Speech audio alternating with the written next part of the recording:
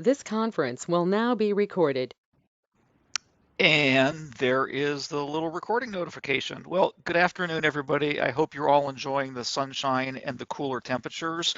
Today, we are going to talk about actually a very requested topic, which is basically new home construction. How does it relate to inspections, and kind of what is the quality and state of that industry? And I will tell you guys right off the bat, the quality of that industry right now is not great, and they are still kind of in a state of chaos, although it looks like things might be stabilizing for them a little bit. But let's go ahead and dive into the presentation. We'll talk our way through it, and then we'll talk about some questions that we've already got at the end. And if there's anything else I can answer for you guys at that point in time, I will. So you guys should be seeing a slide on the screen that said, but the builder said, and the reason we titled this presentation that is because that is one of the most common things we get from clients.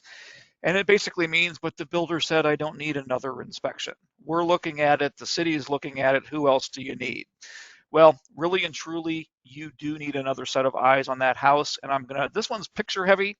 So I'm gonna go through and show you guys a whole bunch of pictures on recent new construction inspections. And I think it'll be pretty clear by the time you're done why you want another set of eyes on that new construction house. Normally, we start these presentations talking a little bit about the history of our subject. That's not as easy to do when we're talking about the history of new construction. So I thought we'd start this presentation talking about how builders kind of view the current market. What are some of the challenges they're facing? What are some of the issues they're having? Because I don't want this to be a completely one-sided presentation. I don't hate builders. I don't hate new construction houses. I do honestly wish they'd slow down a little bit, especially over here in my neck of the woods in McCoursville, because it's out of control.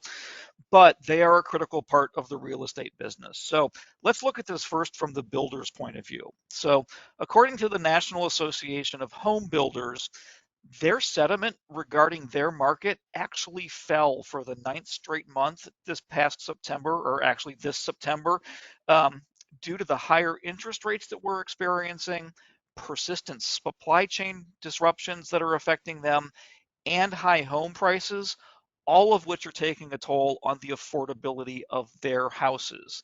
So their houses, even though it's the same basic offering, are getting more expensive and they're getting more difficult to sell.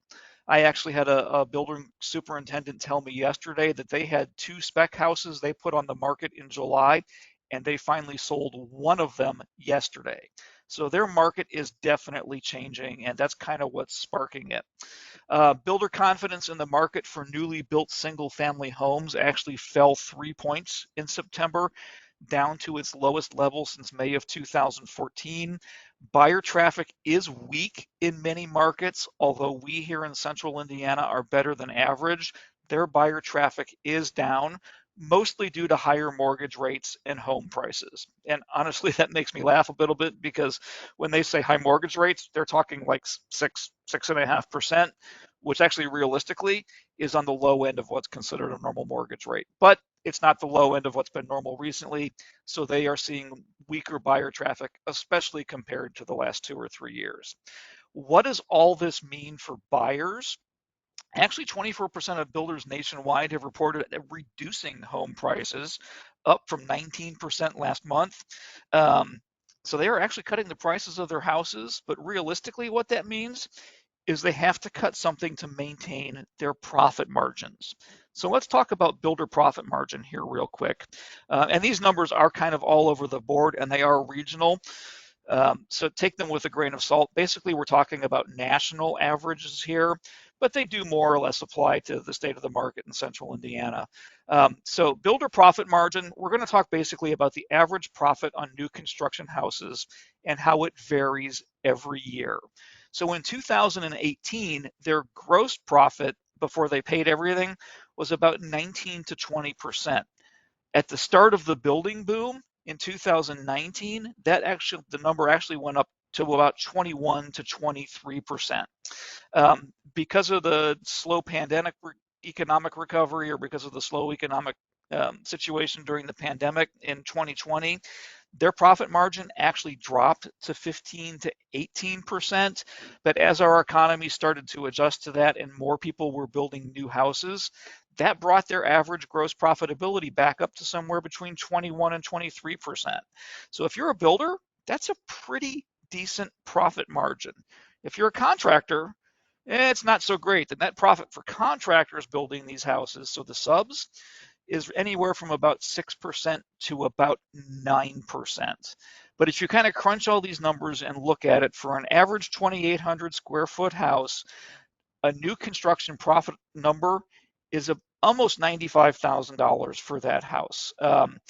With a net, once everybody's kind of paid off and all taxes and everything are done, of about $45,000 for that house. So that's not bad. Your average builder is making about $45,000 once all the sales commissions and everything else are paid, of almost $50,000 or about 16 bucks per square foot. So still a pretty decent business to be in, but it's not quite as lucrative as what everybody thinks it is. If you look at builder surveys over the last few years, the three top issues that they face, number one, just like the rest of us, is inflation. Home builders have been actually pretty hard hit by inflation, both in material and in labor operating costs, which makes it exponentially more difficult to deliver accurate estimates for timelines and pricing, and to protect their net profit. So just like us, inflation is killing them. That is especially problematic for custom builders, because they're building basically one-off houses. Larger regional national builders can sometimes leverage commodity or bulk pricing because they purchase so much, but in the custom home building market, it affects them even more because they're not purchasing those quantities of materials.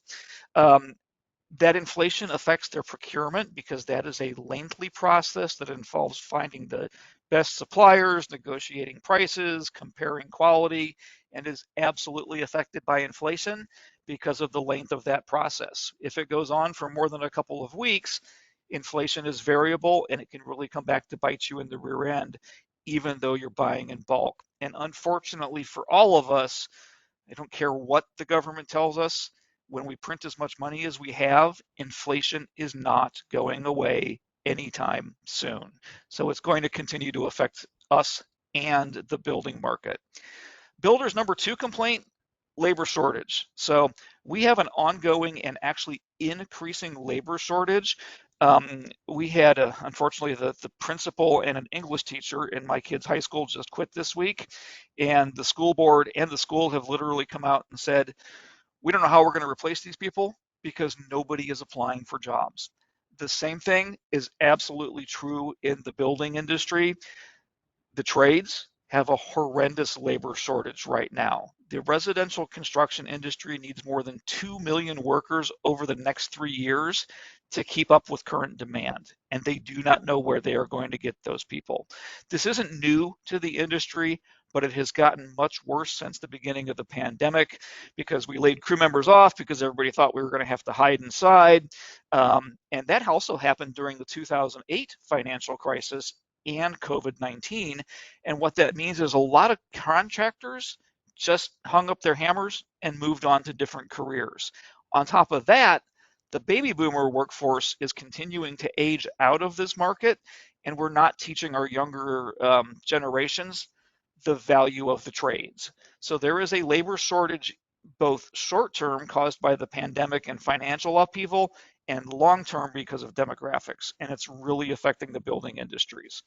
And then on top of all of that, the third biggest concern still remains material delays. In an ideal world, construction projects are going to flow from one stage of the building journey to the next without issues. The real world, especially recently, has been a little bit different. The building industry is still hampered by mill and factory shutdowns from COVID-19. Those mills and factories have limited workers. Builders are having a much harder time quickly accessing supplies. All of that has really affected new home construction. Construction materials are limited, and what is out there takes longer to get from point A to point B and then costs more on top of it. And like labor and inflation issues, supply chain issues are not unique to residential construction, but it has had a huge impact on new home construction because everything in that process is, well, new and has to come from somewhere. So those are the top three things that builders are experiencing this day today. But what does that actually mean for buyers? Realistically, what that means for buyers is that new home construction is taking much longer now, from a previous average of about 90 to 120 days to a much more current average today of 150 to 180 days. So up to 6 months to build a house, not at all uncommon. And actually, we are hearing a lot of stories now from buyers that up to a year to build that house is not uncommon, especially if you're looking for higher end appliances, fancier finishing materials, things like that. So it is taking considerably longer now to actually build a house. The construction of that house is going to proceed in fits and starts as materials and contractors become available. We see a lot of houses that just sit and sit and sit at a particular stage in construction, waiting on materials, waiting on contractors. Looking into the future a little bit, theoretically, supply chain related disruptions should begin to ease, but ongoing global labor and component shortages are still going to hamper production and logistics capacity. So I think honestly, long lead times and material shortages are going to continue for a while yet in the short term. Theoretically, inflation is going to come down by the end of this year and hopefully return to more typical levels by mid 2023. And I got to tell you guys on a personal basis, I disagree with that. Until we stop spending like crazy, inflation is not going to come down, and costs for materials are going to remain volatile. So I think in the end, what this means for our clients, for the people building those houses, is that we ought to expect, at least for the next couple of years, about a 15% year over year increase in construction costs that will take a little while to ease yet. I think houses are going to continue, new construction houses are going to continue to get more expensive. And I think that rate will be somewhere between about 15 and 20%, unless the economy completely crashes and then all bets are off. And I don't know what that's going to do to new home prices. But barring an economic collapse and a serious recession, I think new home costs are going to continue to go up for all the reasons we've just talked about. Realistically, what does that mean in terms of houses we've seen? Guys, these next two pictures are a new construction house I did yesterday. I know this one is going to be tough to see because it's a picture of a roof. Realistically, what that means, we are back to low rent installers putting in cheap 3-tab shingles on houses to try and save money. These are at best 20-year shingles. It's a little tough to see, but the quality of the installation here is terrible. We have got trusses that are set proud of the rest of the roof, causing bows in the roofing. I'll show you some more pictures here in a minute. Even the quality of the installation of the cheapest shingle they can find has gone downhill. Same house, same builder, and this is not a cheap builder. This is about a $350,000 house here in McCordsville.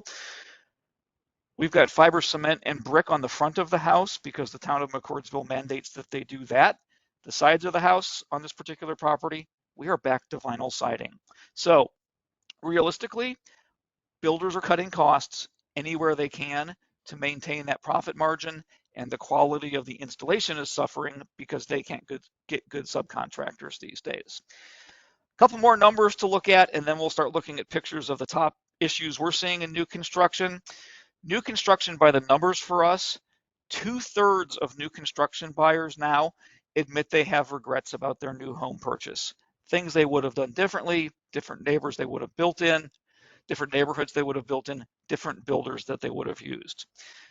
About a quarter of them, 26%, wish they had actually purchased an existing home instead. 21% have minor regrets about their house. So when you add those numbers together, about 87% of the people building a new home these days have regrets about that house. And about 20% of them wish they'd made different decisions while building their new house. So no matter what builders tell you, obviously building a new home is not any kind of dream process whatsoever. Never has been, but it's exacerbated by economic factors these days. Okay, so that's kind of the builder and overall buyer point of view. Let me spend some time now giving you the inspector point of view of kind of the top 4 or 5 issues we see in new construction on an everyday basis now, because we are doing a ton of new construction inspection these days. And I'm going to go from kind of what I think is least important to most important, or least common to most common, but all of these can be very significant issues during new construction. So the first area where we tend to see problems in a new construction is actually at the roof. Those pictures I just showed you are actually pretty typical of what we see in new construction roofs these days. Roofing contractors were actually one of the first trades to suffer from an influx of what we're going to nicely call unskilled labor. The roof is one of the most critical parts of the house. Obviously, it keeps the water out of the house, but it's especially important for new builds because it keeps all of the rest of those components that are now exposed as that house is being built dry. To put it politely, roofs are often installed in less than ideal conditions, leading to a lot of the defects that we see out there, such as what's called fish mouthing, bowing of the shingles or of the framing, excessive gaps in the shingles, wear and tear on the roof, things like that. And then top of all of this, brand new roofs are often damaged by careless contractors walking on them, basically using them as a scaffolding during the rest of the construction process. So to look at some pictures of that, what we often see in new construction, and I again apologize, these are going to be a little tough because we're looking at roofs. We see a lot of damage to new roofs where people walk on it. And especially in the summertime when you do that, it's really easy to damage that hot, soft roofing material. So we see shingles that just get torn up literally by people walking on them to the point that they need to be replaced. We see a lot of poor workmanship in roofs, and you're going to hear me talk a lot about poor workmanship. But if you look down the lines of these shingles, they're not even straight. They waver up and down. The exposure or the reveal of those shingles is not consistent like it's supposed to be. They are put on in such a hurry by such unskilled crews that it's just a lousy installation. And often, in a lot of cases, often actually warrants replacement. We will see conditions like this, and again, I don't know if you guys can't see it, the area here where this dormer juts out of this roof, the shingles here in that valley are poorly installed and gapping, and there's big bows or bubbles actually in the roofing material here, where the roofing has literally swelled up in the heat. We see contractors use, well, materials they shouldn't use. They ran out of the specialty ridge shingles on this one, so they just decided to use a few leftover architectural shingles they had laying around, which are not going to actually last very long in this application. And then finally, this is the same house I just did yesterday, and it's another valley. It's 3-tab shingles. Um, they're bowing and blistering right in here, and it's tough to see, but every ridge on this house had what's called fish mouthing on it, where those shingles are swelling up in the heat and actually popping up in bowing. It was a little tough to take pictures of them, so I don't have great ones in here, but these are all really common conditions on new home roofs. It's one of the big weak spots in new construction these days. And it's brought on by having to use less expensive materials and using really unskilled labor on these roofs. So second most common thing we see, actually, let's take that back. Fourth most common thing we see is actually going to be poor or improper HVAC installation in houses. HVAC is considered a skilled trade, but many new build HVAC systems are installed by what we're going to call less than experienced tradesmen, because if you're a business out there, you need your good techs to troubleshoot and repair existing systems, to figure out what went wrong, not to just plop new equipment into a house. So oftentimes new construction HVAC systems get installed by the low guys on the totem pole with the least experience, because it's the easiest job that contractor has available. Like all building materials, HVAC systems have very specific installation criteria that are often overlooked by guys who have very little training in what they're actually doing. To exacerbate that, Oftentimes the HVAC system is not actually run until well into the construction process. Heck, most air conditioning condensers aren't installed just prior to closing because they don't want them damaged or stolen. So it's really impossible to test the HVAC systems, usually until right before the house is actually closed. So it's the single most expensive system typically in the house, but it doesn't get tested right until the house is ready to close. Not a good combination. And then on top of all of that, builders are pushing the capacity limits of the HVAC equipment they're putting in houses to install the smallest, i.e. the cheapest possible system these days. That house I just did yesterday was about 2,200 square feet with a full unfinished basement underneath of it, and they had a 60,000 BTU furnace installed in that house. That is small for that square footage. That is right on the ragged edge of what's going to be an acceptable capacity for that house, assuming they do a great job insulating it and weatherproofing it. So those are some of the HVAC issues that we see. In some practical pictures, what do we see every day? We see ductwork that is turned or kinked way more sharply than it's supposed to be, which is going to reduce airflow to that register, which means that room is never going to be properly heated and cooled. This one's actually a bathroom vent, but the same principle holds here. Look at the sharp turn in that duct coming from that bathroom vent, which is technically part of the HVAC system. That bathroom vent is never going to work right because that fan cannot push enough air through that duct to make it run properly. Same thing holds true for your furnace and air conditioners. You are not supposed to kink flexible ductwork this sharply, and we see stuff like this all the time in new construction. This turn means that whatever is downstream of that turn is never going to get proper airflow, whether it's for heating or for cooling. And then we just see plain dumb things like a wall built right in front of your brand new furnace that keeps you from getting that air filter out of your HVAC equipment. These are just some of the really common, really typical things we see in bad HVAC installations these days.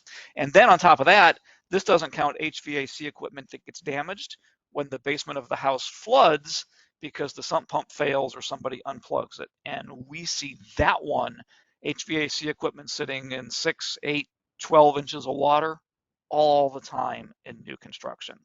But those are some of the more common things we see in HVAC. Third thing we see often in new construction, and this one is super, super common, shrinkage and settling cracks. So these happen for a number of reasons. One of the more serious reasons they can happen, improperly mixed concrete with high water content is going to quickly develop shrinkage cracks. As that water works its way out of the concrete, it's going to shrink a lot, and you're going to get shrinkage cracking. Shrinkage cracks are also going to appear when concrete's poured when conditions affect curing. So again, under less than ideal conditions, might be too hot, might be too cold, might be too dry. Actually, too wet doesn't affect concrete. That's actually good for it. But under less than ideal conditions, like in the height of the summer or in the dead of winter, are going to cause concrete to settle and crack more than it normally would too. When any type of large slab is poured, so think of a foundation slab in a slab house or a big basement floor, some cracking and settling is normal. And actually, our building codes and standards allow for quite a bit of cracking actually in the slab of a house or in the basement floor slab. The good news is these shrinkage and settlement cracks are not usually structural, but if they get big enough, they can cause issues such as moisture intrusion through your foundation wall, uneven floors. If that floor slab continues to settle improperly, it can actually cause stress and damage to the finished floor under it. It can provide, again, a pathway for water to get in, and they are not at all uncommon during new construction. If they get to that point where the builder knows they're going to cause a problem, they often require repair like epoxy injection and things like that, but that has to be done before any kind of finished material is installed over the surface of it. So if the builder's not on top of things and they don't catch it right away, it's going to come back and cause problems later. Some real world pictures of that. This is a slab house. There's a crack here, there's a crack here, there's a crack here, all radiating off of one point in that slab. where the whole thing has settled and cracked. And this is endemic throughout this entire floor slab. Same house, that crack is already on a foundation that is only a couple months old at this point in time, maybe, has already settled and moved to the point where it needs to be ground flat and then epoxy injected to fix it. For some reason, my slide here is not showing up. I don't know what happened to that picture. I'll have to go back and check that, but it was going to be very similar to this one and to this one, and it actually was going to be in the same house. Cracks in slabs and floors are becoming a real issue in new construction, not because of structural reasons, but because they're going to become uneven if they're allowed to settle, and they're going to let moisture into the house if we're not careful. Our second biggest concern on new construction is going to be poor quality lumber. Lumber quality has been on the decline for years, but the housing boom and supply chain issues we've had have really exacerbated this problem. Keep in mind that today's lumber is harvested from very fast growing trees, which are essentially managed as crops, which means if it's not properly dried, if it's not properly stored, if it's not properly taken care of, it is going to warp and twist once it's installed out in the field, because those fast growing trees result in large growth rings in those trees, which is going to lead to warping and twisting and things like that. Lumber is often improperly dried, or it's left in the elements and exposed to rain and damp, humid conditions, which allow it to soak up a lot of moisture. We put it in new construction where it sits under shelter and it dries out again under uncontrolled conditions, and it oftentimes warps and twists. The end result of all of this is marginal lumber often being used in framing for new construction houses because they don't have a choice. It's the only lumber they have available to them. But in the real world, it results in walls that look like this. If you look at the framing in this one little 4-foot section of wall, 1, 2, 3 of actually the only studs in that wall have all been repaired for warping and twisting issues. That's what's sistered next to them here to bring these studs more or less back to plumb and level. Same house, right around the corner from that, again, all 3 studs in this little 5-foot section of wall have had new wood split sistered onto them to try and bring that back up to being straight and true. We go around the corner, same house, 3 of the studs in this interior partition wall all have new wood sistered onto them to bring them back up again to being straight and true. And then good news is this is a different house, but our sill plate, literally the lumber the rest of the house is sitting on at this point in time, is split and warped and cracked at the end just from sitting in the sun and drying out, and that whole sill plate needs to be replaced on this house, or you're going to have problems with the outside corner of this house when they start to build on top of it. Guys, I will tell you, this picture, this picture, this picture, not just the same house, but literally the same room in the same house. And that is actually what I consider one of the better builders out there these days. Lumber as a supply chain issue is a huge problem in new construction right now. And we see houses, unfortunately, like that one every day in the inspection world and new construction these days. And then finally, what I'm going to call the biggest problem out there, and it is due to the unskilled labor and the contractor problems builders are having now, incomplete or poor construction on houses. Right now, the typical construction supervisor is carrying probably somewhere between 15 and 20 houses under construction at any point in time. That first house I told you we looked at yesterday, that construction superintendent has 27 houses that he is responsible for, and they are split. He has a handful of them out in Plainfield. The rest of them are over here in McCordsville. He is not getting to all 27 of those houses every day to know what is going on with them. So, given the current state of the building industry, there is a very good chance that your superintendent, through really no fault of their own, has inadvertently overlooked a key part of the construction process simply because they have so many homes to look at. Subcontractors are struggling to find any type of help these days, much less good quality skilled labor. So a lot of this stuff is being done, quite honestly, by guys that have never swung a hammer before and really don't know what they're doing in terms of new construction.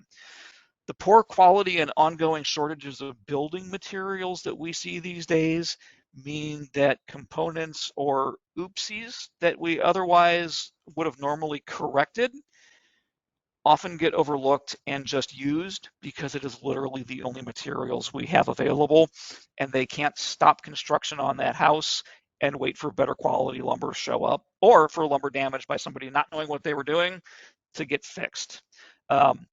And then finally, let me say, do not count on your municipal inspectors to catch any of this stuff. They are even more overloaded than building superintendents are right now. If you think about one building superintendent having 15 or 20 or 27 houses, multiply that by the number of building superintendents out there, and then realize that a lot of municipalities only maintain a handful of inspectors. That means your municipal inspector has even more houses to look at on a daily basis than they've ever had before, and stuff slips through their cracks all the time as well. So what it just means is there's too many houses being built, and the people responsible for building and inspecting them are completely overloaded, both on the builder side of the equation and on the municipal code inspector side of the equation. So that results in stuff like this. We see attics all the time that have not been insulated, but have somehow passed their insulation inspection.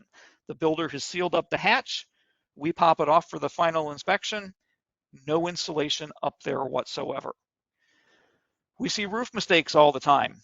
Put this entire roof on and forgot to put boots on any of the vent stacks. Roof is supposedly done, it's passed its roofing inspection, no boots on the vent stacks. They're literally hanging on a nail in the garage because the roofer just never got around to installing them, had to go off to another job. We see structural components installed, bolts put through this carrying beam here from the great room of the house to the kitchen of the house. They forgot to put nuts on the other side of those bolts, or they didn't have any that day and never came back to put them on. So that somehow passed its framing inspection without the main structural beam of that house actually being bolted together, or the house actually being bolted to the foundation. We see this one all the time where the anchor bolts that are put in where the foundation is poured kind of match up with where one of the studs in the walls are, and they need to put a new one in because they can't get a nut on it. They never come back and do it. So the house is literally sitting there on the foundation, but is not actually anchored down. And again, this one has passed both of its framing and its foundation inspections. We'll talk a little bit more about that in questions real quick, and I'll give you guys a little bit more perspective on that. Plumbing is another bugaboo in the inspection world. You're not supposed to have an expansion tank sitting right on top of your water heater secured by a zip tie. For whatever reason, plumbers these days, again, probably because they don't have much training and they're not honestly very skilled, really don't have any idea what to do with expansion tanks, so let's just hang it off of a piece of pipe and see what happens. When that gets filled up with water, that tank is literally going to snap off that piece of pipe and it's going to flood the house. Same thing is going to happen here. Let's hang a pressure tank off of a piece of PEX and hope that it doesn't go anywhere when we fill it with about 40 pounds or so worth of water. These are just the tip of the iceberg of what we see with problems with installation of components and parts and lumber and roofing of a new house that all should have been caught, but somehow slipped through the cracks. So improper or incomplete work is the biggest problem we see in new home construction these days. Real quick, I want to touch on one non-issue that everybody thinks is an issue in new construction, and that honestly is mold. We get a lot of questions about mold in new construction. So let me say that some biological growth is very common during new construction because the building materials, well, have a lot of cellulose in them. They're made out of plants, they're made out of wood, and those building materials do get wet at the lumber yard on the job site, things like that. So it's not uncommon for us to see a little bit of biological growth, mildew, mold, stuff like that growing on framing lumber. But that growth is typically very minor. although it does cause great concern for some buyers. They see it on a free piece of framing or in an attic or in a basement, and they get completely freaked out because they think their home is moldy from the get-go. It's not. That little bit of staining, that little tiny bit of growth that you see really is not a huge issue. And realistically, if they were not to come into that house until later, that growth is going to be sealed up and hidden when the home is finished, and it's going to be completely dry. And if you remember the mold presentation, mold needs water to grow, so it's going to become completely dormant and is unlikely to ever cause a problem.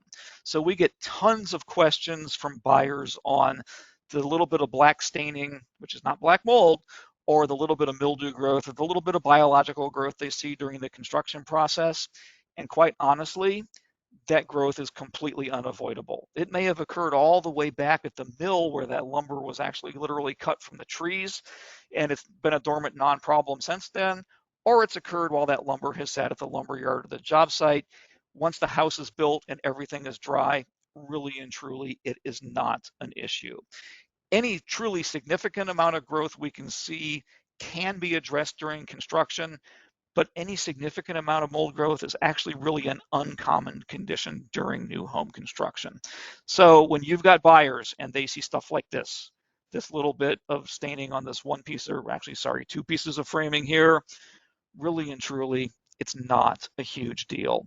Or this little bit of framing here right next to this window, not a huge deal. Even the staining in this wood here is actually not from mold growth, although it's often confused with mold growth.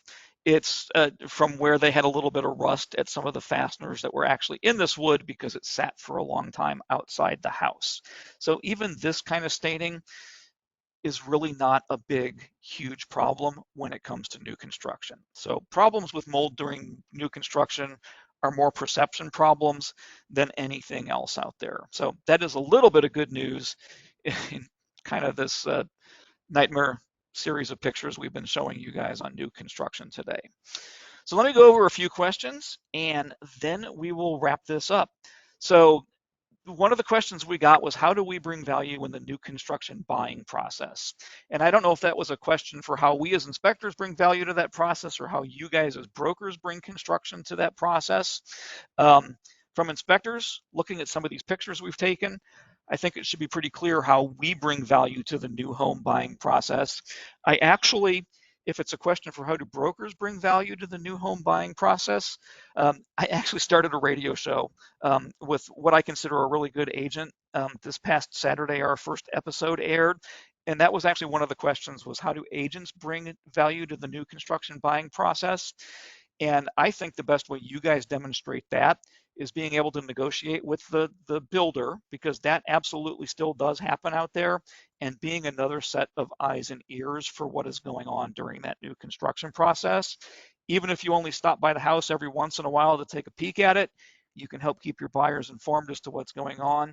And you're an industry professional who can help intercede on their behalf if and when they have to deal with problems during that construction, um, dealing with their builder. How good are new floors being put in today? Honestly, it really depends on the material. For instance, laminate floors being put in today are better than they have ever been before, but the quality of the installers has gone down. So kind of six of one, half a dozen of the other. Some of the other products out there, hardwood floors haven't changed much over the years. Tile technology has actually gotten better, but installer quality has gone down. So overall, I would say the quality of the flooring being put in today, especially luxury vinyl tile, which honestly looks pretty good as a flooring material these days, is better, but the quality of the installers is worse. And the quality of any installation depends on the quality of the guy doing it. So typically when we see problems with flooring, it's more installation related than anything else. How many construction inspections are needed and when do they occur? We need to do at least 3 construction inspections during the building of that house. One after the foundation is poured and damp proof, preferably before it's backfilled. The really critical one, and actually I can't say that. The second one is a pre-drywall inspection. I think that one is critical. All of these pictures that I've shown you today came from pre-drywall inspections. That allows us to see what's going on inside the walls before everything is sealed up. And then finally, a final inspection, which should be done right before closing, typically about the same time as your people are going through their final QC walkthrough with their builder. And then that's when we can see the final installation of the fixtures and the appliances and how badly beaten up the roof has gotten during that time and how good a job they did on the final installation of the siding and the grading outside the house and all of that stuff. Next one, I heard you need just a pre-drywall inspection. Absolutely not. You at the very least need a pre-drywall inspection and a final inspection, because there's a lot of things that have to be connected to those systems hidden behind your drywall before that house is complete. In addition to that, that roof is going to continue to get beat up during the rest of the construction process. A lot of our pre-drywall inspections, they don't even have the siding on the house yet, so the exterior isn't finished. We need to look at the exterior grade of that house, which is oftentimes where you'll see problems with the finished product. There's all kinds of things that can happen after that pre-drywall inspection. So while it is super important, it is not the only inspection that you need. And as we've talked about, superintendents are overwhelmed, so they are truly not doing enough to make sure things are done right the first time. They can't. They just have too many things going on. It's not a reflection on them as people. They're just overwhelmed. So yes, I think the pre-drywall inspection, technically speaking, is probably the most important, because we're going to catch things before they're sealed up in the walls, but closely followed by that final inspection, and then after that, probably the foundation inspections.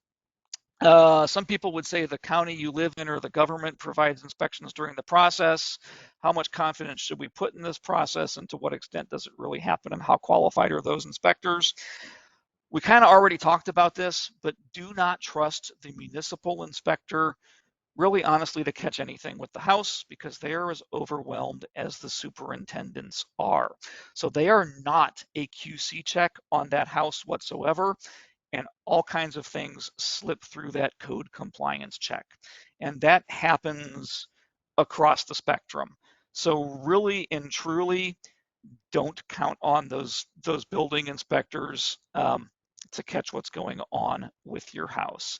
And a lot of them, honestly, are ex-builders or ex-electricians or ex-plumbers, so they're really good in one area, not so great in other areas.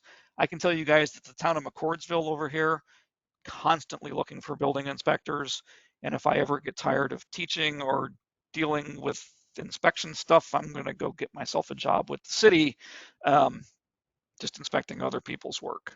They are constantly short-staffed, so don't count on that municipal inspection. What are your thoughts on a foundation inspection prior to the pre-drywall inspection? Of the three, I think it is the least important, and honestly, we don't find a ton of problems with foundation inspections, but we do occasionally find problems with damp proofing, which is going to be critical later on in the life of that house.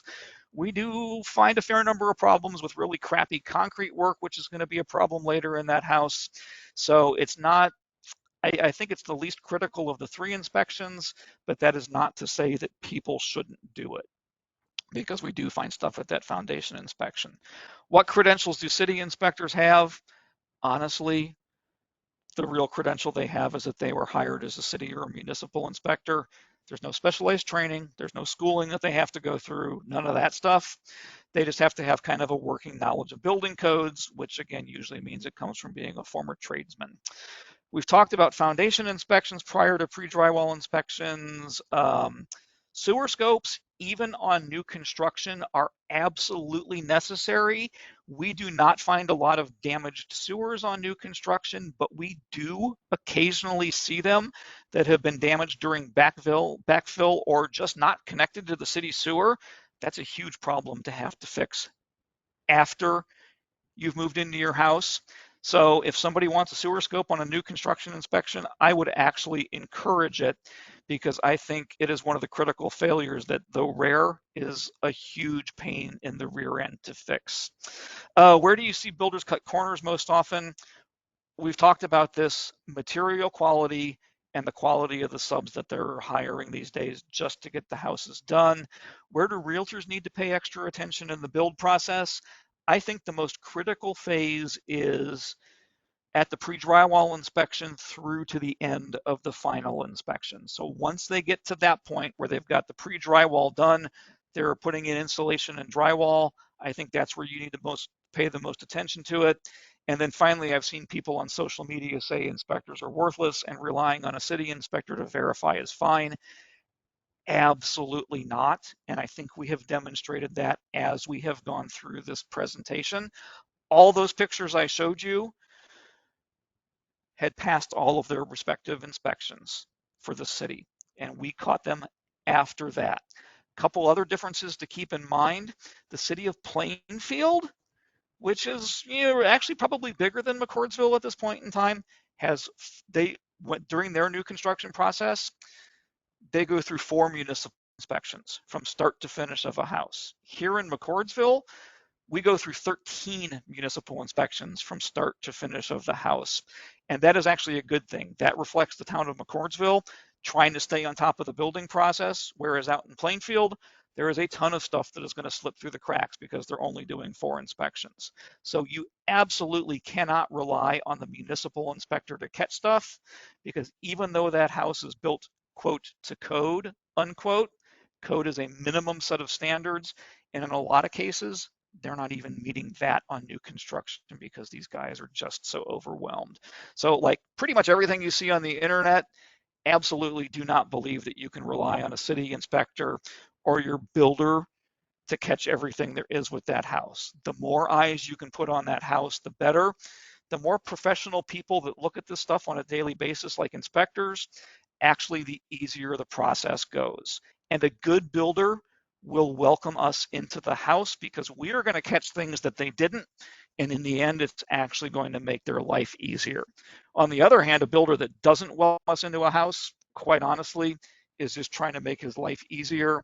And a lot of stuff is going to get drywalled over and covered up, and it's not going to appear until it's too late for your buyers to do anything about it. So I think new construction inspections these days are way more important than they've ever been before.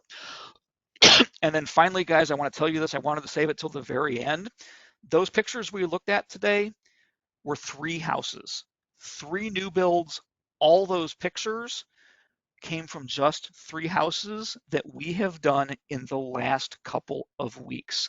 So that is all current new construction problems, and it has all come from only 3 houses. In fact, more than half of these pictures came from literally the same house from what I would consider to be a reputable builder. Actually, in fact, if I was building a production house these days, one of 3 builders that I would actually look at, more than half the pictures in this presentation came from their product. So the new construction industry obviously continues to experience quite a few problems out there.